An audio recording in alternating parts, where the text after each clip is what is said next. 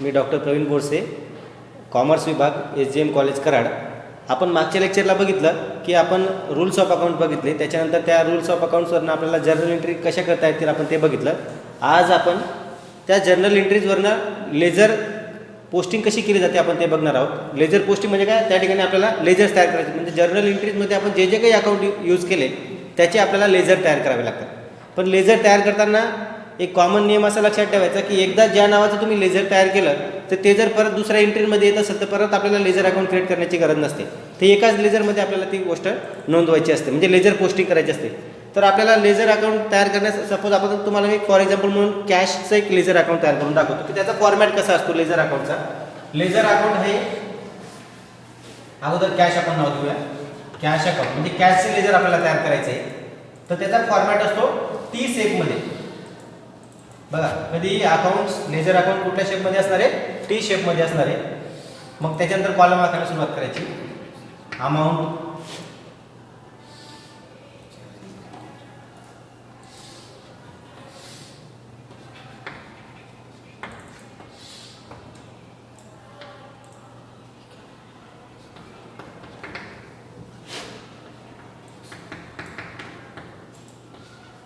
ही debit side आहे, ही credit side. बघा, कॉलमचे नाव कसे असणार आहेत, पर्टिक्युलर्स जे म्हणजे जनरल फोलिओ नंबर, म्हणजे जर्नल एंट्रीजवरून आपण लेजर पोस्टिंग करणार आहोत ना. मी तुम्हाला सांगितलं की तुम्हाला मी सायकल ऑफ अकाउंटिंग शिकवली.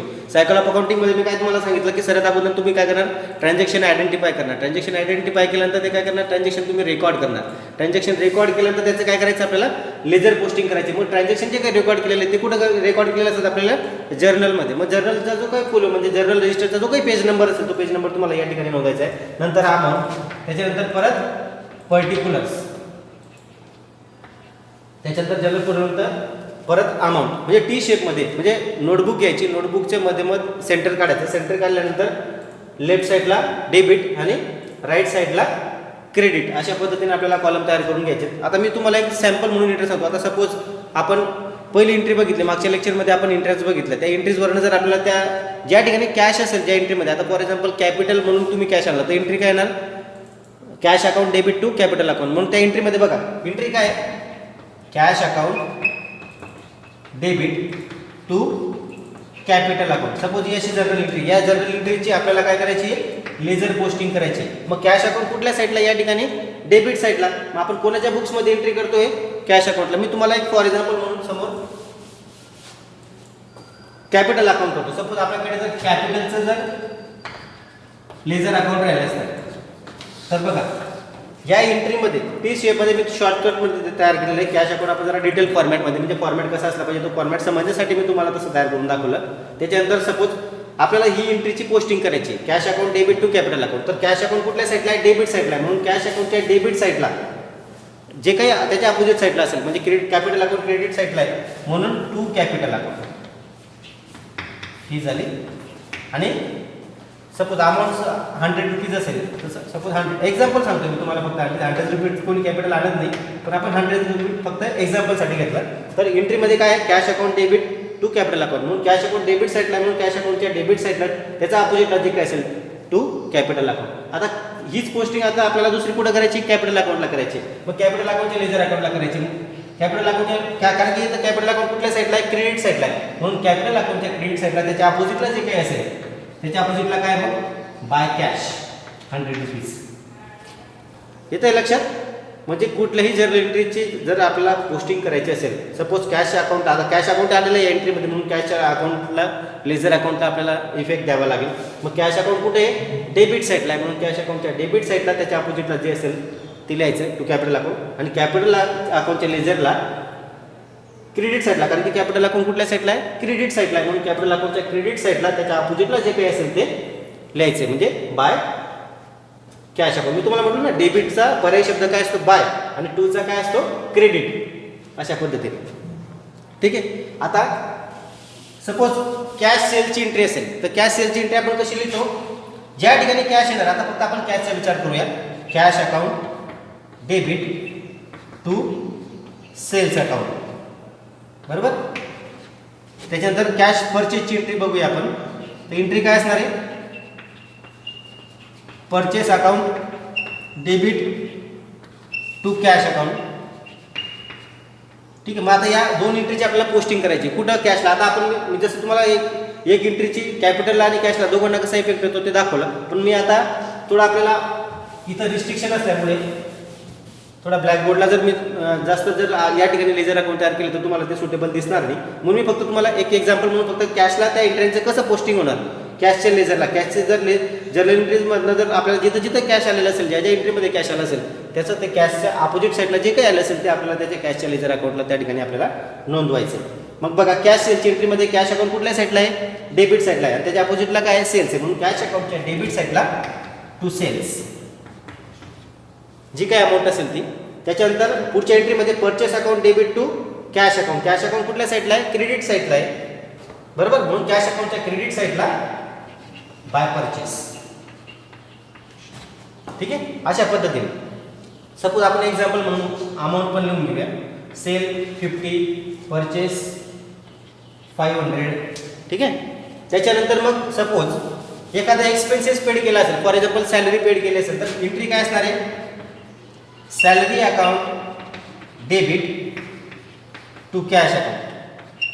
मग या ठिकाणी कॅश अकाउंट कुठल्या साईडला आहे, क्रेडिट साईडला आहे. म्हणून कॅश अकाउंटच्या कुठल्या साईडला लिहिणार आपण, क्रेडिट साईडला. त्याच्या अपोजिटला काय आहे, बाय सॅलरी. म्हणून बाय सॅलरी अकाउंट. किती, जी काय अमाऊंट असेल सपोज 75 रुपीज. ठीक आहे. अशा पद्धतीने आपण ती एंट्री लिहून घेतो. म्हणजे काय काय खर्च असेल, सपोज इन्कम कमिशन मिळालं असेल तुम्हाला तर एंट्री काय येणार कमिशनची, cash account debit to commission account. Commission म्हणजे कॅश अकाउंट कुठल्या साईडला आहे, डेबिट साईडला. त्याच्या अपोजिटला काय आहे, कमिशन आहे. म्हणून टू कमिशन सपोज 10 रुपीज. म्हणजे अशा पद्धतीने जी काही एंट्री असणार आहे त्या एंट्रीची आपल्याला काय करायची आहे, लेजर पोस्टिंग करायची. जसं की या ठिकाणी कॅश कमिशनची एंट्री करताना आपण जशी पोस्टिंग कॅशला अकाउंटला कमिशन म्हणून केली तसं कमिशन अकाउंटला आपल्याला बाय कॅश म्हणून लेजर पोस्टिंग करावी लागणार. अशा पद्धतीने आपल्याला सपोज. आणि त्याच्यानंतर मग लेजर अकाउंट जर सपोज आपल्याला क्लोज करायचं म्हटलं तर लेजर अकाउंट कसं क्लोज केलं जाणार बघा. जिथं सपोज संपला, आज आपल्याला कॅशचा लेजर आपल्याला कॅशचा क्लोजिंग बॅलन्स शोधायचा आहे तर काय करणार आपण, टोटल करणार. बरोबर. मग आता या ठिकाणी तुमच्याकडे कॅश नसताना तुम्ही परचेस केली, सपोज इथं ओपनिंग बॅलन्स असेल आपल्याकडे कॅशचा ओपनिंग बॅलन्स असेल सपोज 1000 रुपये तुमच्याकडे ओपनिंग बॅलन्स आहे, असं आपण धरून चालूया. आता लेजर पोस्टिंग मागच्या ज्या वेळेस आपण मागच्या महिन्याचा ओपनिंग बॅलन्स होता 1000 रुपये. ठीक आहे. तर आता तुमच्याकडे टोटल करायचे आपल्याला, तर टोटल किती झाले, 1000 प्लस 100 प्लस 50 प्लस म्हणजे किती झाले 1160. तर ज्या साईडची टोटल जास्त असेल ते दोघं साईडला लिहून घ्यायची. आता या साईडची टोटल किती, फक्त 575. मग या ठिकाणी सुद्धा आपण काय लिहून घेणार 1160. मग जो काही बॅलन्स असेल त्याला नाव देणार आपण बाय बॅलन्स कॅरेट आउट. म्हणजे काय, बॅलन्सिंग फिगर जी काय असेल XYZ ती या ठिकाणी नोंद करायची आपल्याला. जो काही डिफरन्स असेल कोणाचा, या टोटलमधला आणि या दोघांच्या बेरीज, या दोघांची बेरीज करायची आणि या टोटलमधून ती काय करायची आपल्याला मायनस करायची. याला काय म्हटलं जातं, लेजर पोस्टिंग. आता बघा तुम्हाला मी सांगितलं की आपल्याला जर्नल एंट्रीज पासून तर बॅलन्स शीटपर्यंत जायचं आहे. तर त्याच्यापैकी तुम्हाला जर्नल एंट्रीज हा मी पार्ट सांगितला. त्याच्यानंतर लेजर पोस्टिंग कशी केली जाते ते सांगितलं. लेजर क्लोज कसं केलं जातं, आता ज्या दिवशी आपल्याला अकाउंट पूर्ण क्लोज करायचं म्हणजे फायनल करायचं आहे, आपल्याला ट्रायल बॅलन्स तयार करायचे, त्या दिवशी सर्व लेजर अकाउंट क्लोज केले जातील. आणि सपोज डेबिटची टोटल जास्त असेल तर बॅलन्स कॅरेट डाऊन हा क्रेडिट साईडला येणार. आणि जर सपोज क्रेडिटची टोटल जास्त असणार तर बॅलन्स कॅरेट डाऊन कुठे येणार, डेबिट साईडला येणार. हे जो काही डिफरन्स आहे दोघं बेरीजमधला डेबिट आणि क्रेडिटच्या डिफरन्स जो काय असेल त्याला काय म्हणायचं आपल्याला, बॅलन्स कॅरेट डाऊन म्हणायचं आहे. मग हे जे काही सर्व लेजर अकाउंट आहेत यांची जी काही बॅलन्स कॅरेट डाऊन जिथं जिथं बॅलन्स कॅरेट डाऊन दिसणार आहे त्याची एक आपल्याला लिस्ट तयार करायची. ती लिस्ट म्हणजेच काय, ट्रायल बॅलन्स. बघा अगोदर जर्नल एंट्री होते, नंतर मग लेजर पोस्टिंग होते, लेजर पोस्टिंग नंतर काय तयार होतो, ट्रायल बॅलन्स तयार होतो.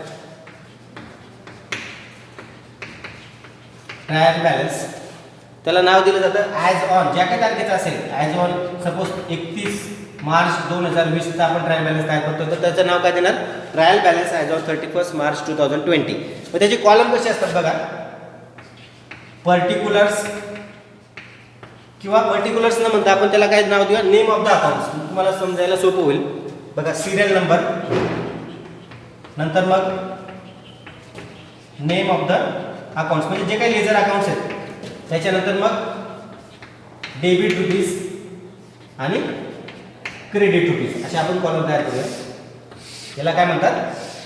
Trial balance. म्हणजे list of all closing balances in ledger shows in ledger accounts. म्हणजे लेजर अकाउंटला जे जे काही क्लोजिंग बॅलन्स दिसतात त्याची एक लिस्ट, त्यालाच काय म्हटलं जातं अकाउंटिंगच्या भाषेमध्ये?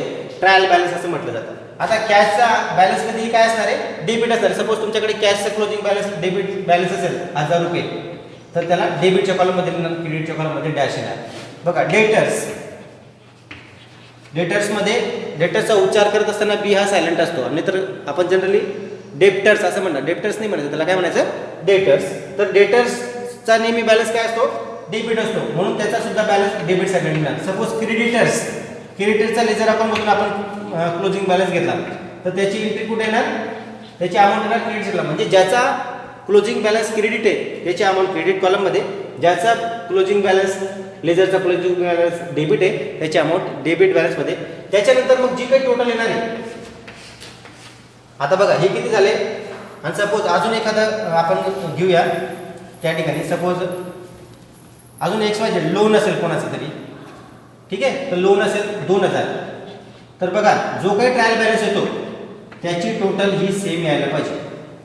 जे ट्रायल बॅलन्स सर्व लेजर अकाउंट जे क्लोज झाले त्याचे क्लोजिंग बॅलन्सची तुम्ही जर लिस्ट तयार केली, डेबिट आणि क्रेडिटला त्याचे अमाऊंट्स लिहित गेलात, त्याचं नाव लिहित गेलात, आणि त्याचे अमाऊंट डेबिट आहे का क्रेडिट आहे ते लिहित गेलात, तर त्याच्यानंतर जो काही ट्रायल बॅलन्स क्लोज होणार आहे त्याची जी काही टोटल येणार आहे डेबिटची टोटल आणि क्रेडिटची टोटल ही इक्वल असायला पाहिजे. जर ती टोटल इक्वल नाही आली तर तुमचं कुठंतरी डबल लेजर पोस्टिंगमध्ये चूक झाली किंवा लेजर क्लोज करण्यामध्ये चूक आहे असं त्या ठिकाणी निदर्शनास येतं.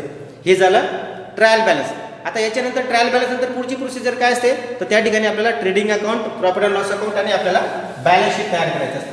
हे पुढची स्टेप्स आफ्टर ट्रायल बॅलन्स. म्हणजे ट्रायल बॅलन्स तुमच्या समोर आल्यानंतर तुम्हाला काय तयार करायचा असतो?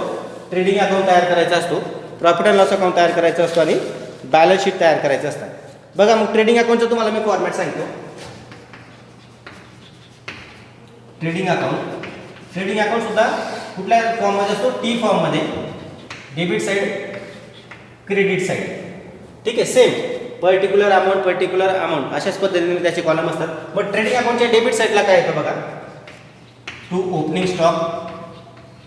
बघा हे काय? Trading account, profit and loss account आणि बॅलन्स शीट. हे काय? फायनल अकाउंट आहे, ठीक आहे. म्हणजे ट्रेडिंग तुमच्याकडे जर तुम्हाला एक्झाम्पलमध्ये जर ट्रायल बॅलन्स दिला तर त्याच्यावरून तुम्हाला ट्रेडिंग अकाउंट तयार करा, प्रॉफिट अँड लॉस अकाउंट तयार करा किंवा बॅलन्स शीट तयार करा, या तिघं तयार करा किंवा तिघांपैकी कोणतेही 2 तयार करा असं काहीतरी सांगितलेलं असेल.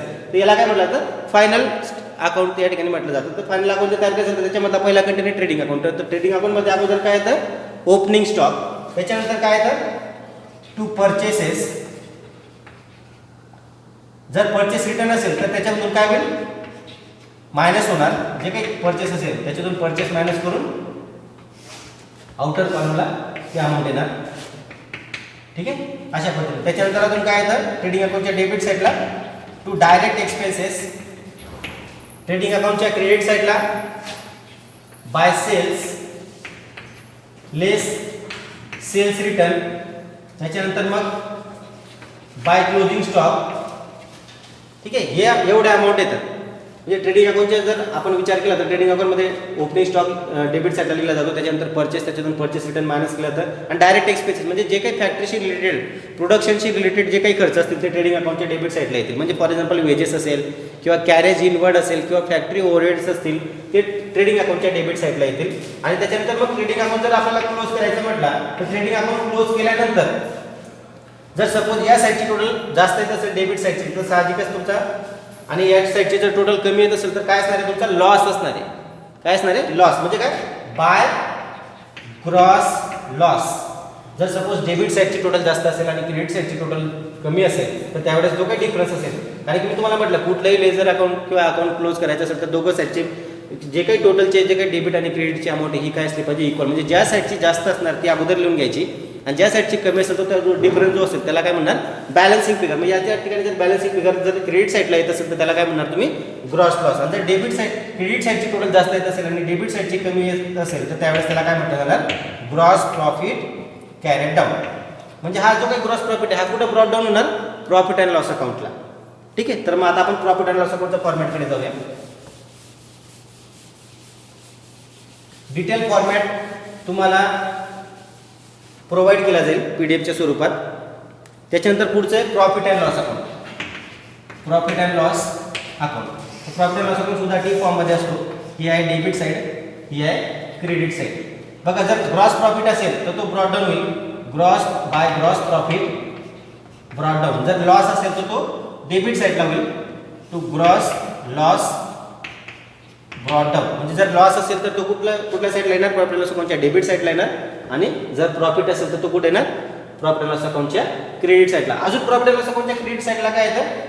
Bye indirect income. जर इनडायरेक्ट इन्कम असेल तर ते प्रॉफिट अँड लॉस अकाउंटच्या डेबिट साईडला येईल. आणि इनडायरेक्ट एक्सपेन्सेस जे असतील ते प्रॉफिट अँड लॉस अकाउंटच्या डेबिट साईडला येतील. इनडायरेक्ट एक्सपेन्सेस जसं की मी तुम्हाला सांगितलं की ट्रेडिंग अकाउंटच्या डेबिट साईडला डायरेक्ट एक्सपेन्सेस येतील, ट्रेडिंग अकाउंटच्या क्रेडिट साईडला डायरेक्ट इन्कम येईल. तसं प्रॉफिट अँड लॉस अकाउंटच्या डेबिट साईडला इनडायरेक्ट एक्सपेन्सेस येतील आणि क्रेडिट साईडला इनडायरेक्ट इन्कम येणार. म्हणजे आता इनडायरेक्ट एक्सपेन्सेसमध्ये कुठले एक्सपेन्सेस आले? सॅलरी असेल, इन्शुरन्स असेल, office expenses, postage, telephone, insurance, कुठल्याही प्रकारचे LIC, म्हणजे सर्व प्रकारचे जे काय खर्च आहेत ऑफिशियल किंवा ॲडमिनिस्ट्रेटिव्ह किंवा सेलिंग किंवा डिस्ट्रीब्युशनशी रिलेटेड ते सर्व खर्च कशामध्ये मोडतात? इनडायरेक्ट एक्सपेन्सेसमध्ये. आणि इनडायरेक्ट इन्कममध्ये फॉर एक्झाम्पल तुम्ही बँकेमधून तुम्हाला इंटरेस्ट मिळाला असेल, तुम्ही पैसे ठेवला तर बँक तुम्हाला इंटरेस्ट देतं काहीतरी 6 महिन्यानंतर एकदा. तर ते काही इंटरेस्ट तुमचं इन्कम आहे. त्याच्यानंतर तुम्हाला कुठल्या प्रकारचं कमिशन मिळालं असेल, डिस्काउंट मिळाला असेल तर ते काय झालं? Indirect income. मग त्याच्यानंतर ज्यावेळेस profit and loss account close होतो त्यावेळेस सपोज डेबिट साईडचे जर टोटल जास्त असेल तर साहजिकच इकडे काय येणार? Net loss. जे काही बॅलन्सिंग फिगर असेल, सपोज बॅलन्सिंग फिगर जर क्रेडिट साईडला कमी पडत असेल तर त्यावेळेस ते काय निघेल? Net loss. आणि जर सपोज क्रेडिट साईडची टोटल जास्त असेल आणि डेबिट साईडची टोटल कमी असेल तर त्यावेळेस काय निघतो? Net profit balancing figure. ठीक आहे. म्हणजे जर क्रेडिट साईडची टोटल जास्त आहे आणि प्रॉफिट अँड लॉस अकाउंटची डेबिट साईडची टोटल कमी असेल तर त्यावेळेस जो काही फरक असेल त्याला काय नाव देणार आपण? Net profit. हे झालं प्रॉफिट अँड लॉस अकाउंट. हे कशावर नाही घेणार आपण? आता जे काही लेजर अकाउंट, ट्रायल बॅलन्सचे जे काही लेजर अकाउंटची जी काही लिस्ट आहे आपल्याकडे त्याच्यावरच आपण डिसाईड करणार की प्रॉफिट अँड लॉस अकाउंटमध्ये डेबिटला काय येणार, प्रॉफिट अँड लॉस अकाउंटच्या क्रेडिट साईडला काय येणार. त्याच्यातूनच घ्यायचं आपल्याला. ज्याची काही फिगर अवेलेबल आपल्याकडे असेल ते आपल्याला एक तर ट्रेडिंग अकाउंटच्या डेबिट साईडला येईल, एक तर प्रॉफिट अँड लॉस अकाउंटच्या डेबिट साईडला येईल किंवा बॅलन्स शीटच्या ॲसेट साईडला. म्हणजे जर डेबिट बॅलन्स असेल ट्रायल बॅलन्समध्ये तर तो 3 ठिकाणी पोस्टिंग होऊ शकतो. एक तर ट्रेडिंगच्या डेबिट साईडला, एक तर प्रॉफिट अँड लॉस अकाउंटच्या डेबिट साईडला किंवा बॅलन्स शीटच्या ॲसेट साईडला. आणि जर ट्रायल बॅलन्समध्ये जर त्याची फिगर क्रेडिटला असेल म्हणजे क्रेडिट अमाऊंट असेल तर ती कुठे होणार? ट्रेडिंग अकाउंटच्या क्रेडिट साईडला, प्रॉफिट अँड लॉस अकाउंटच्या क्रेडिट साईडला किंवा लायबिलिटीजला. आता आपण लास्ट बघूया बॅलन्स शीट. बॅलन्स शीटचा फॉर्मॅट कशा पद्धतीने असतो?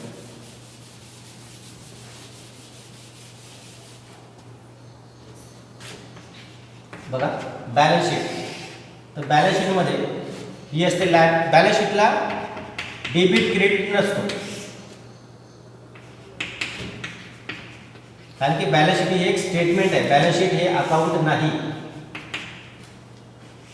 ठीक आहे. याला जसं की आपण ट्रेडिंग अकाउंट प्रॉफिट लॉस अकाउंटला डेबिट क्रेडिट लिहिलं तसं बॅलन्स शीटला डेबिट क्रेडिट नाही म्हटलं जातं. याला काय म्हटलं जातं? स्टेटमेंट. फायनान्शियल पोझिशन दाखवण्यासाठी तयार झालेलं एक स्टेटमेंट. तर ठीक आहे, मी तुम्हाला म्हटलं की ट्रायल बॅलन्समधला जो काही डेबिट कंटेंट नसेल तो कुठं नोंदवला जाऊ शकतो? एक तर ट्रेडिंग अकाउंटच्या डेबिटला, एक तर P&Lच्या डेबिटला किंवा बॅलन्स शीटच्या ॲसेट साईडला. आणि जर क्रेडिट कंटेंट असेल तर तो ट्रेडिंगच्या क्रेडिटला किंवा ट्रेडिंगच्या प्रॉफिट अँड लॉस अकाउंटच्या क्रेडिटला किंवा लायबिलिटी साईडला. पण लायबिलिटीजमध्ये काय काय येतं? बॅलन्स शीटमध्ये लायबिलिटीजमध्ये काय काय येतं? तर पहिला कंटेंट असतो शेअर कॅपिटल, त्याच्यानंतर असतो रिझर्व आणि सरप्लस, त्याच्यानंतर असतो सिक्युअर्ड लोन्स, त्याच्यानंतर अनसिक्युअर्ड लोन्स, त्याच्यानंतर अजून काय सांगता येईल आपल्याला? करंट लायबिलिटीज, प्रोव्हिजन्स आणि ॲसेट साईडला fix assets, investment, current assets, त्याच्यानंतर लोन अँड ॲडव्हान्सेस, त्याच्यानंतर मग मिसलिनियस एक्सपेंडिचर किंवा प्रॉफिट अँड लॉस अकाउंटचा डेबिट बॅलन्स. एवढे कंटेंट कुठे येतात? ॲसेट साईडला. बघा जर सिक्वेन्स लावायची म्हटली तर बॅलन्स शीटच्या लायबिलिटी साईडमध्ये अगोदर तो शेअर कॅपिटल, त्याच्यानंतर रिझर्व अँड सरप्लस, नंतर सिक्युअर्ड लोन्स, नंतर अनसिक्युअर्ड लोन्स, नंतर करंट लायबिलिटीज, प्रोव्हिजन्स, ॲसेट साईडला fix assets, investment, current assets, loan and advances, miscellaneous expenditure किंवा प्रॉफिट अँड लॉस अकाउंटचा जर डेबिट बॅलन्स असेल तर तो ॲसेट साईडला नोंदवला जातो आणि जर प्रॉफिट असेल तर तो शेअर कॅपिटलमध्ये प्लस होतो किंवा रिझर्व्ह अँड सरप्लसमध्ये. जर जशा पद्धतीची फर्म असेल, पार्टनरशिप फर्म आहे, लिमिटेड कंपनी आहे, त्याच्यानुसार डिसाईड होतं की फॉर्मॅट कसा असला पाहिजे. सोल ट्रेडर्स आहे, प्रत्येकासाठी वेगळे वेगळे असतात, पण जनरली असे कंटेंट येतात. आता याच्यामध्ये तुम्हाला डिटेल्स फॉर्मॅट आम्ही तुम्हाला बाय PDF, बाय मेल किंवा जसं व्हॉट्सअप आपल्या ग्रुपला किंवा टेलिग्राम आपला जो ग्रुप आहे त्याच्यावरती तुम्हाला प्रोव्हाइड केलं जाईल. ठीक आहे, थँक्यू.